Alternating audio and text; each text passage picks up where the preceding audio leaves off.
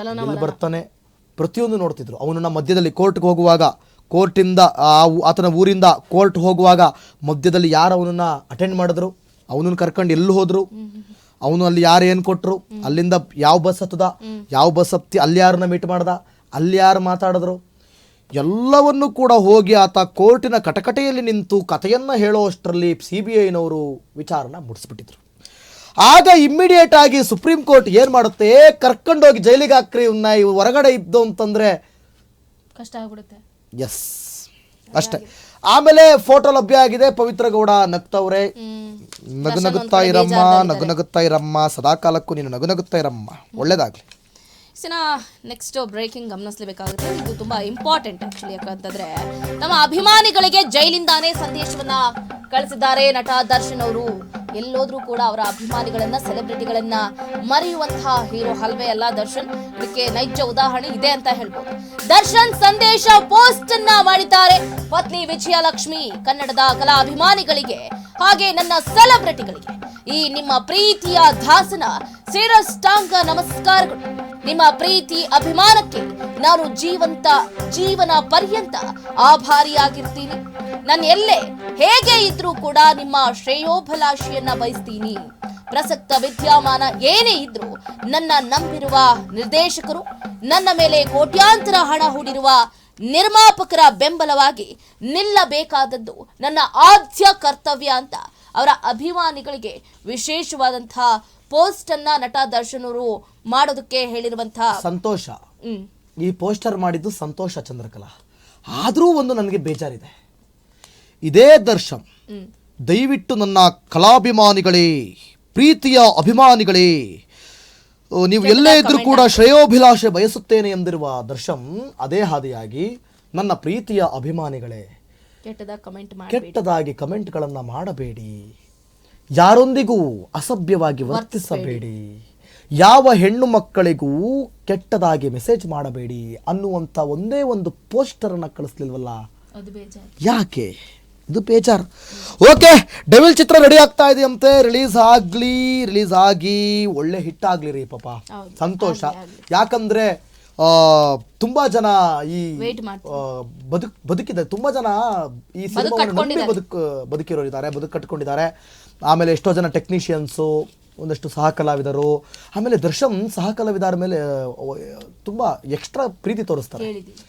ಇವ್ರ ಬಗ್ಗೆ ಒಳ್ಳೇದು ಹೇಳೋದು ತುಂಬಾ ಇದೆ, ಇಲ್ಲ ಅಂತಲ್ಲ, ಆದರೆ ಬದಲಾಗಪ್ಪ ಅಂತ ಅಷ್ಟೇ. ಮಾಧ್ಯಮದವರು ಯಾಕೆ ಈ ರೀತಿಯಾಗಿ ಸುದ್ದಿ ಮಾಡಿದ್ದು ಅಂತಂದ್ರೆ, ಬದಲಾಗು ಅಂತ. ಇನ್ನಾದರೂ ಬದಲಾಗಿ, ಆ್ಯಕ್ಚುಲಿ ಬದಲಾಗಿದ್ದಾರೆ. ಈಗ ಸೈಲೆಂಟ್ ಆಗಿದ್ರು, ಮುಂದೆ ಅವ್ರು ಬೇರೆನೇ ಲೈಫ್ನ ಕಟ್ಕೊಳ್ಬೇಕು ಅಂತಿದ್ರು. ಅಷ್ಟರೊಳಗಡೆ ಸುಪ್ರೀಂ ಕೋರ್ಟ್ ಶಾಕ್ ಕೊಟ್ಟಿದೆ. ಇರಲಿ, ಇನ್ನೊಂದು ಚೂರೇನಾದರೂ ಅಹಂಕಾರ ದುರಹಂಕಾರ ಏನಾದ್ರು ಉಳ್ಕೊಂಡಿದ್ರೆ ಹಂಗೆ ಇಳಿದೋಗ್ಬಿಡ್ಲಿ. ಓಕೆ, ಈಗ ದರ್ಶನ್ನು ಪರಪ್ಪನ ಅಗ್ರಹಾರದಲ್ಲೇ ಇರ್ತಾರಾ, ಬಳ್ಳಾರಿಗೆ ಹೋಗ್ತಾರಾ ಅಂತ ಫ್ಯಾನ್ಸಿ ಕನ್ಫ್ಯೂಷನ್ ಇದೆ. ಕ್ಲಿಯರ್ ಮಾಡ್ಬಿಡಿ ಚಂದ್ರಕಲಾ. ಈಗ ಸದ್ಯಕ್ಕೆ ಪರಪ್ಪನ ಅಗ್ರಹಾರ, ನೆಕ್ಸ್ಟ್ ಬಳ್ಳಾರಿ ಜೈಲಿಗೆ ಶಿಫ್ಟ್ ಆಗೋ ಸಾಧ್ಯತೆ ಇದೆಯಂತೆ. 64ನೇ ಸೆಷನ್ಸ್ ಕೋರ್ಟ್ಗೆ ಜೈಲು ಅಧಿಕಾರಿಗಳು ಅರ್ಜಿಯನ್ನ ಸಲ್ಲಿಸಿದ್ದಾರೆ. ಆದ್ರೆ ಅಧಿಕಾರಿಗಳ ನೇರ ಅರ್ಜಿಗೆ ಕೋರ್ಟ್ ನಿರಾಕರಣೆ ಮಾಡಿದೆ ಎನ್ನಲಾಗ್ತಾ ಇದೆ. ಪ್ರಕರಣ ಸುಪ್ರೀಂ ಕೋರ್ಟ್ ನಿಂದ ಆದೇಶ ಆಗಿರುವಂತದ್ದು. ಹೀಗಾಗಿ ಸರ್ಕಾರದ SPP ಮೂಲಕವೇ ಅರ್ಜಿಯನ್ನ ಸಲ್ಲಿಸುವ ಸಾಧ್ಯತೆ ಹೆಚ್ಚಿದೆ. ಸೋಮವಾರ SPP ಅವರಿಂದ ಅರ್ಜಿಯನ್ನ ಸಲ್ಲಿಕೆ ಮಾಡಲಾಗುತ್ತೆ ಎನ್ನಲಾಗ್ತಾ ಇದೆ. ಈ ಹಿಂದೆ ಪ್ರಸನ್ನ ಕುಮಾರ್ ಅವರು ಇದ್ದರು SPP ಆಗಿ.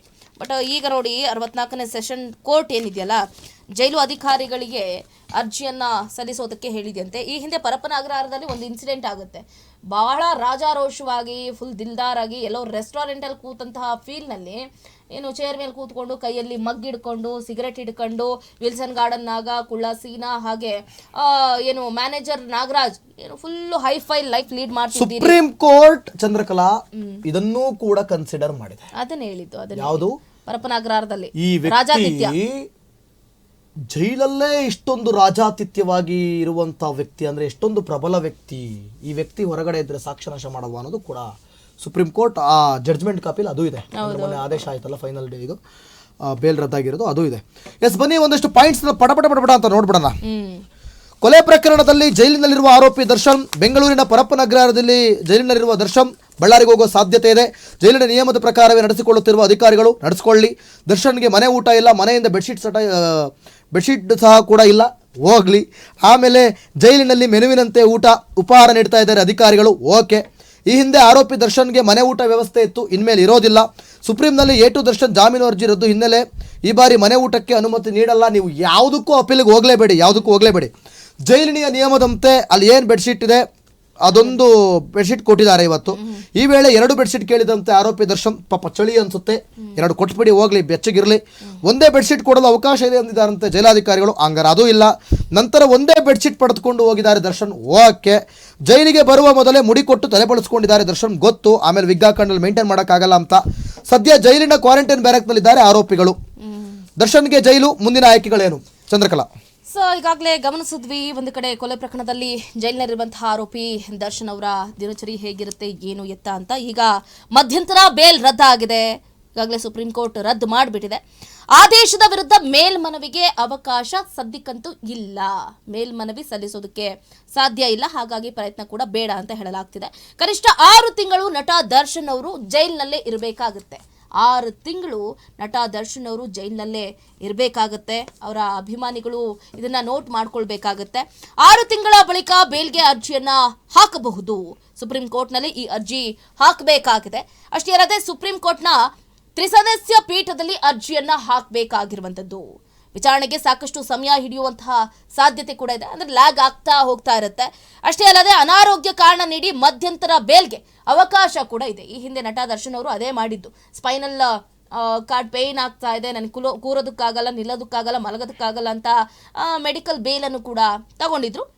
ಆ ರೀತಿ ಏನಾದರೂ ಮತ್ತೆ ಆರೋಗ್ಯ ಸಮಸ್ಯೆ ಆದರೆ ಮೇ ನಾಟ್ ಬಿ ಬೇಲಿಗೆ ಅವಕಾಶ ಇದೆ ಅಂತ ಹೇಳಲಾಗ್ತಾ ಇದೆ. ನಿಜವಾಗಿಯೂ ಅನಾರೋಗ್ಯ ಅನ್ನೋ ದಾಖಲೆಯನ್ನ ಕೊಡಬೇಕು. ಸುಮ್ಮನೆ ಊಹಾಪೋಹದ ಪ್ರೂಫ್ಗಳನ್ನ ಕೊಟ್ಟುಬಿಟ್ಟು ಈ ಹಿಂದೆ ಜಾರ್ಖಂಡ್ರಲ್ಲ, ಹಂಗೆಲ್ಲ ಜಾರ್ಕೊಳ್ಳೋದಕ್ಕೆ ಸಾಧ್ಯನೇ ಇಲ್ಲ. ಯಾಕಂತಂದ್ರೆ ಸುಪ್ರೀಂ ಕೋರ್ಟ್ ಬಹಳ ಅಂದ್ರೆ ಬಹಳ ಗಮನಿಸ್ತಾ ಇದೆ. ಸೊ ಹಾಗಾಗಿ ಮೆಡಿಕಲ್ ಬೇಲ್ ಈ ಬಾರಿ ಸಿಗೋದು ಡೌಟ್ ಕೂಡ ಎನ್ನಲಾಗ್ತಾ ಇದೆ. ಒಟ್ಟಾರೆಯಾಗಿ 6 ತಿಂಗಳ ಕಾಲ ನಟ ದರ್ಶನ್ ಅವರು ಜೈಲಿನಲ್ಲೇ ಕಾಲವನ್ನ ಕಳಿಬೇಕಾಗಿದೆ. ಪರಪ್ಪನ ಅಗ್ರಹಾರ ಅಲ್ಲ, ಮುಂದಿನ ದಿನಗಳಲ್ಲಿ ಬಳ್ಳಾರಿ ಜೈಲಿಗೆ ಇಲ್ಲ ಅದು ಬಳ್ಳಾರಿ ಜೈಲಿಗೆ ಹೋಗೋ ಸಾಧ್ಯತೆ ದಟ್ಟವಾಗಿದೆ. ಯಾಕಂದ್ರೆ ಅಲ್ಲೇ ಇದ್ದಿದ್ದಲ್ವಾ. ಈಗ ಸದ್ಯಕ್ಕೆ ನ್ಯಾಯಾಂಗ ಬಂಧನ 4 ದಿನಗಳ ಕಾಲ ನ್ಯಾಯಾಂಗ ಬಂಧನ, 5 ದಿನಗಳ ಕಾಲ ನ್ಯಾಯಾಂಗ ಬಂಧನದಲ್ಲಿ ಪರಪ್ಪನ ಅಗ್ರಹಾರದಲ್ಲಿ ಇರ್ತಾರೆ. ಆಮೇಲೆ ಇವ್ರು ಬೇಕಾದ್ರೆ ಇದನ್ನ ಮಾಡ್ಕೋಬಹುದು ಚಂದ್ರಕಲಾ, ಅಪೀಲ್ ಹೋಗಿ ಬೇಕಿದ್ರೆ ನಾನು ಪರಪ್ಪನ ಅಗ್ರಹಾರದಲ್ಲೇ ಇರ್ತೀನಿ ಅನ್ನೋದನ್ನು ಮಾಡ್ಕೊಳ್ಬಹುದು. ಯಾಕಂದ್ರೆ ಈಗ ಪರಪ್ಪನ ಅಗ್ರಹಾರ ತುಂಬಾ ಸ್ಟ್ರಿಕ್ಟ್ ಆಗಿದೆ. ಬಳ್ಳಾರಿ ಜೈಲ್ ಬೇಡ, ನಾನು ಪರಪ್ಪನ ಅಗ್ರಹಾರದಲ್ಲೇ ಇರ್ತೀನಿ ಅನ್ನೋದಕ್ಕೆ ಇವರು ಬೇಕಾದ್ರೆ ಅಪೀಲ್ ಹೋಗಿ ಮಾಡ್ಕೊಳ್ಬಹುದು. ಅದಕ್ಕೂ ಒಂದಷ್ಟು ವಾದ ಪ್ರತಿವಾದ, ಯಾಕೆ ಇರಬೇಕು ಪರಪ್ಪನ ಅಗ್ರಹಾರದಲ್ಲಿ ಅನ್ನೋದು, ಅದು ಕ್ಯಾನ್ಸಲ್ ಆದ್ರೂ ಆಗ್ಬೋದು. ಇಲ್ಲ, ಬಳ್ಳಾರಿ ಜೈಲಲ್ಲೇ ಇರಬೇಕು ಅನ್ನೋ ಆದೇಶನೂ ಆಗಬಹುದು. ಇವರಿಗೊಂದು ಅವಕಾಶ ಇದೆ. Okay, yes. ಇನ್ನು ದರ್ಶನ್ ಅವ್ರನ್ನ ಹೊರತುಪಡಿಸಬೇಕಾಗುತ್ತೆ.